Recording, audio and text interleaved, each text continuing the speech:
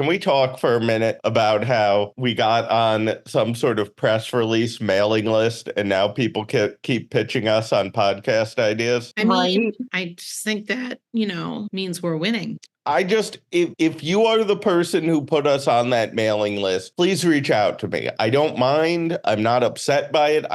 I just want to know how this happened. And I would just like to tell that person, thank you for your confidence in our podcast. Our listener, my mom, is very excited. Wait, did your mom put us on those press lists? You know what? If she did, that would be hilarious. And I would have to say, well played, Mom. Because, they are identifying you specifically. The rest of us are nobodies. You are. Not only is my mom our only listener, but she's trolling me through our podcast. I don't think that's true, but if it is, diabolical, and I respect it. So what can I say? I like it. Jack, should we actually start the episode?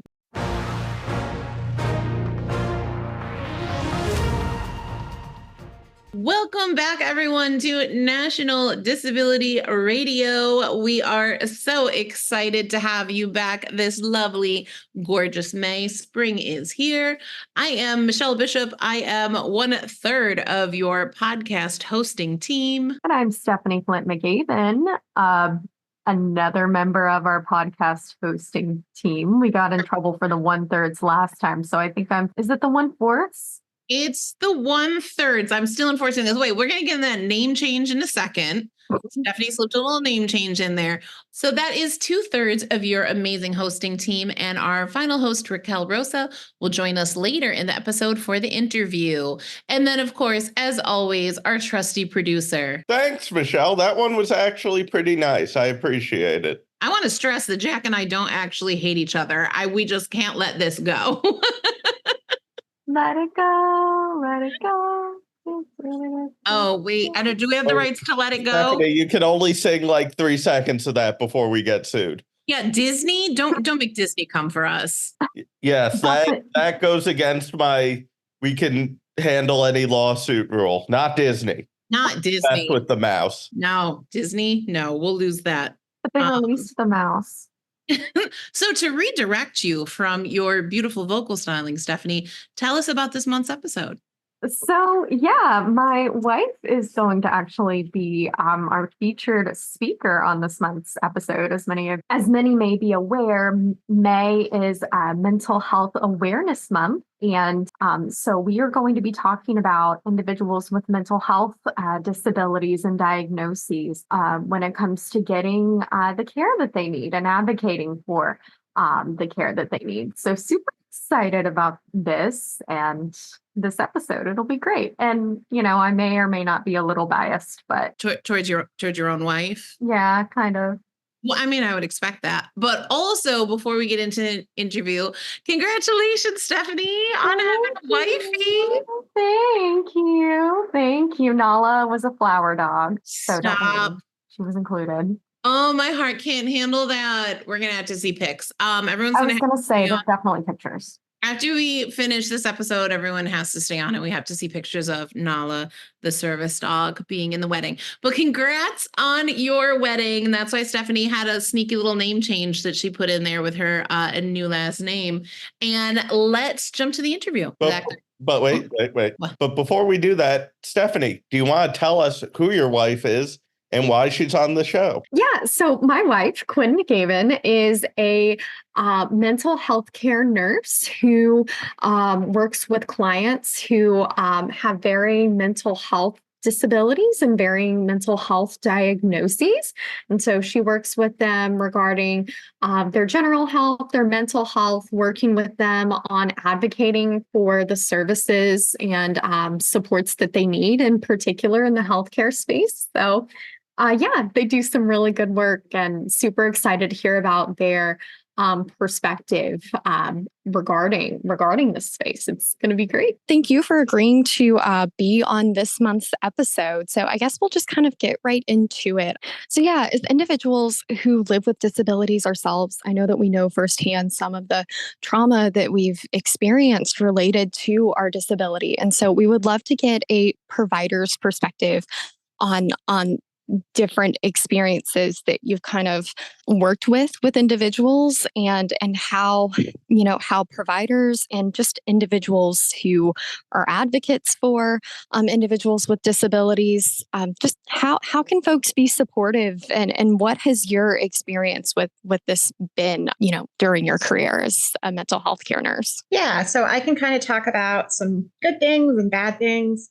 So, like you mentioned, I am a psychiatric nurse. I manage a lot of physical health care for a caseload with people with severe and persistent mental illness. And so I see both of it, and both the physical health and the mental health disabilities. And I will say, from nursing school on, we weren't ever, of course, we covered psychiatric care, but as far as, physical health disabilities, people with blindness or hearing impaired or deafness in wheelchairs, we never talked about any of that or how to address that in a different way. And so one of the biggest things I see with my particular clients is that it's just what I would call medical trauma, which is, which I would just describe as providers not being great. And whether that's, one of the things I see a lot is, they come to the doctor for a physical health reason. Say it's chronic pain, say it's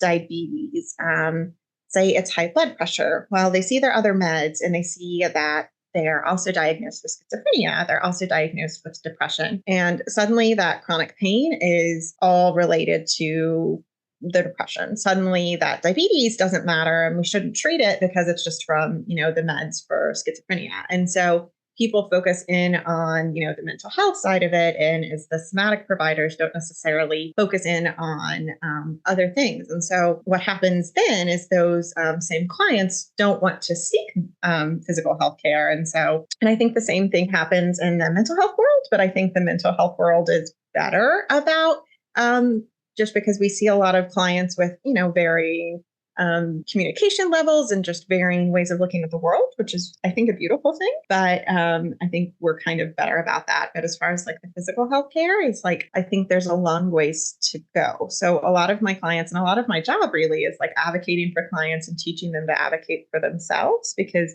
they, whether it's a physical health disability that's visible or invisible, they get dismissed a lot because of any mental health concerns.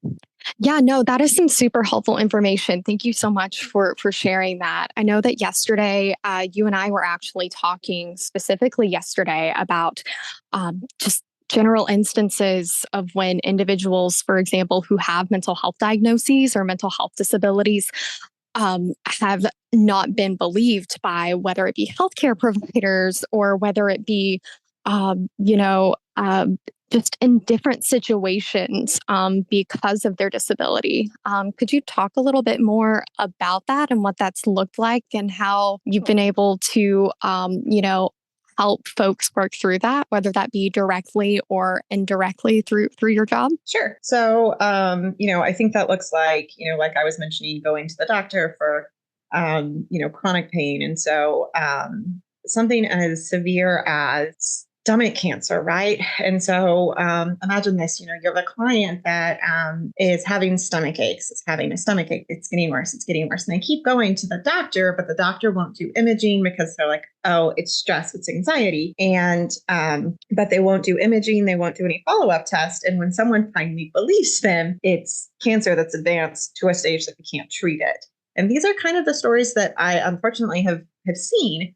That's, like I said, a generic example, but I have seen things that are that dramatic.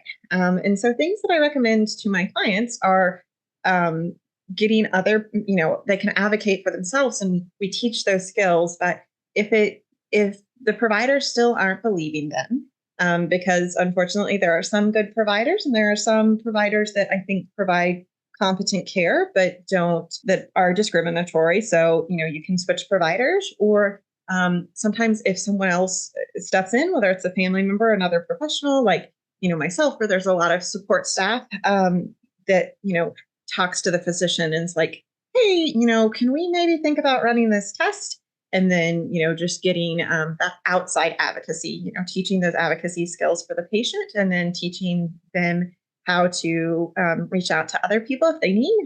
Again, it's really sad that we need that. But thankfully, there are people in positions that are able to help. And then ultimately, if you have a provider that's not believing you, you need a new provider. And not that we shouldn't trust our healthcare providers, but I think that there is sometimes a mentality of that healthcare providers know best. And we are humans too. And so it's about finding the right fit for you, and that healthcare provider might be great for someone who is, able-bodied and doesn't have, any mental illness, but they might not be a good fit for someone who is diagnosed with illness. Quinn, you were talking about self-advocacy resources, and I'm wondering if you could talk a little bit more about what that looks like and what plain language resources look like. So in my role, it depends on the client. We do it on an individual basis. And so some people are more familiar with different health terms and some aren't. We have clients in my role that aren't, don't have reading skills. And so we teach them, whether it's they can still search on their phone for YouTube videos, and they can hear how to describe their own conditions and, and they record before they go into the physician. This is what I want to say. And so we role play. What do you want to do when you get into the position? Because I think, I know I get nervous when I go into my position of what am I going to talk about, especially if it's a new provider. And so, we role play of what that looks like. And I think plain language, can look different for different people because it really depends. And so in my role, I fortunately have the access to or the ability to talk to people where they're at. And so it can look different for different people. I really like that. I like that there's a customized approach. And I think that also touches on trauma-informed approaches because I think people respond better when they feel seen and they feel like their needs are being focused on. So I think that's really excellent, an excellent practice that you're sharing with us. Thank you. Yeah, absolutely. And I think that that's a lot of mental illness and even physical illness in a way is like physical disabilities is rather than just a blanket approach of, okay, this person is a blind person and I met this blind person 3 years ago and that's what they wanted. And so I'm sure this new blind person wants the same thing, that, people are individuals and they need their own individual things. Right. Yeah. I mean, we're all different people with different needs. And to your point of even time, if you met somebody 3 years ago, it does not mean that those needs are going to be the same. So I think it really takes a lot of humility and relationship building and continuity of relationship to make sure that we're addressing people's needs in a thoughtful and powerful way. Yeah, absolutely. Definitely would retweet. I don't even know if that's still a thing anymore. I like the idea of going about it and ensuring that we are approaching where individuals with disabilities are when it comes to the healthcare space. Because for a lot of individuals, and I will throw myself under the bus here, right? There are lots of times when I won't go to doctors' offices to get certain things checked out because I've not been believed before.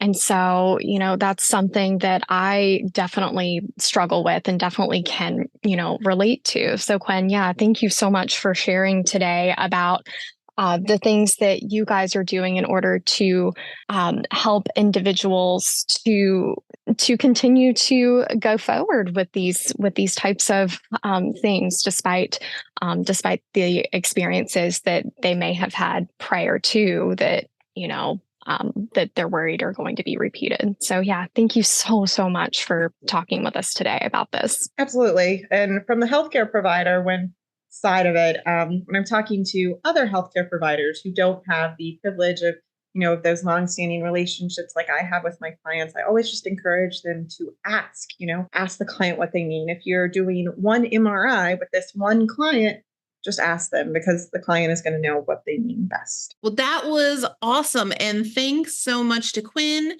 for bringing all their expertise to this episode. And also, we said it to Stephanie earlier, so I'll say it to you now, Quinn. Congrats on your wedding as well, and having your new amazing social justice warrior wife, Stephanie, as well as congratulations to all the service dogs involved in the joining of this family. Okay, Stephanie, it's that time. Do you have a joke for us this month? Yes and no. It's more of a story about. They're always more of a story these days. These jokes get more and more elaborate. And I got to say, I respected Stephanie. Oh, thank you. Thank you. Thank you. So it's one of those fun stories. So I don't know if anybody's ever told y'all, and apparently I'm like really clearly I'm new to the party. Clearly I'm new to the party. I am newlywed. But all that to be said, individuals told me leading up to the day that something was going to go wrong. Something was going to go wrong. Something was going to go wrong. And yeah, my ring actually got dropped between the cracks of the gazebo, but don't worry, it was recovered by ninja skills. What really went wrong was we were on our way to our reception dinner, and I was going down some Baltimore City steps, and they were very uneven. One was like 2 inches down, and one was like 4 inches down. I'm wearing like 3-inch heels. You add 2, 3, and 4 to that, and you get a broken ankle. So I quite literally fell for Quinn on my wedding day. And that joke is attributed to Quinn because Quinn is the one who came up with it, and now I won't stop using it, and now they're very annoyed with me. Fine. We're all fine. And I literally like looked up and I was like, well, I guess that's the one thing that went wrong. And then I found out about the ring in the gazebo. So it was a good day, y'all. It really was, though. I got to marry the love of my life. You got married in a 90s sitcom. They always had the episode with a wedding where everything goes wrong. Yes. And Raquel's not here. Raquel's dream is to live in a 90s sitcom. Oh, okay. We might have to revisit this next month. But also a shout out to you and Quinn for already acting like an old married couple and irritating each other by stealing each other's jokes. I love it. No, seriously, congrats to everyone involved. That's another amazing episode in the books. And Jack, do you want to tell the people where they can follow us on social media? You can follow us on Twitter, LinkedIn, Facebook, Instagram, and now Threads. And you can always email us at podcast@ndrn.org. Until next time, folks. Bye.